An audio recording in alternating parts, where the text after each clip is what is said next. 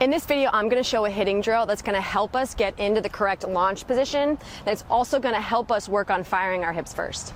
So after we have done our load and we've taken our stride, our front foot is going to be down. Every single person is going to have a different setup. Some might start open, some will be closed, hands will be closed, hands might be back. It doesn't matter what you do. However, when you get into that proper launch position, we're all going to pretty much look the same, and that is hands are separated back, away from our body, our front foot is down. I like to think I have about 70% of weight on my back leg, 30% of weight on my front leg. So let's just talk about our hands really quick. We want our hands back, separated away from our body. Now that doesn't mean our hands are really far back. We just want our hands separated away from our body. So I don't want my hands in the middle of my chest. For me, a good visual are my hands are about like right above my back foot. I do start with my hands a little bit more back than normal. It works for me, so do what works for you. But your hands should not be even with your body. You want them back just a bit. We can get our hands back, separated away from our body and away from our front foot. It's going to allow me to produce some power. And I always say, think of it like throwing.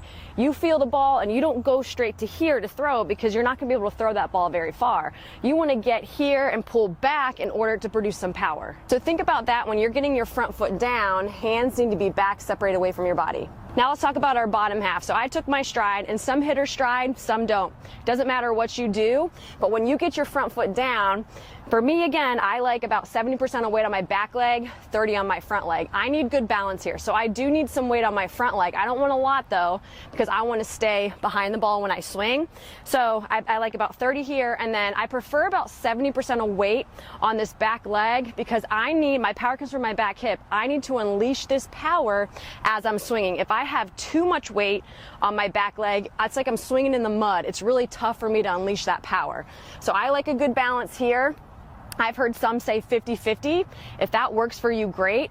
I like a little bit more on my backside for my load. I like to load that weight on that backside just a little bit more, again, so I can unleash. This is my launch position. Hands are back, foot is down. This is gonna look pretty similar for everyone.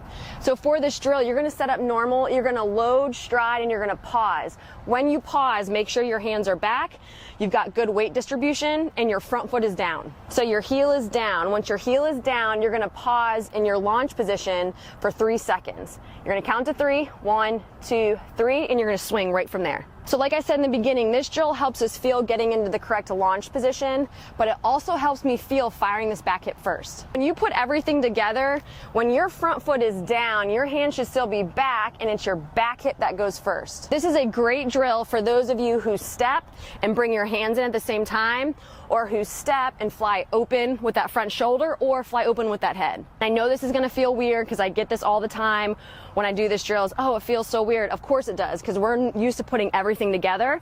But for the drill, you really want to feel great launch position, so you're nice and strong in your bottom half, hands are back, and then when you say 3, you're feeling this back hip go first. Not shoulder, not head, and you're definitely not stepping again. And this is what's going to look like full speed.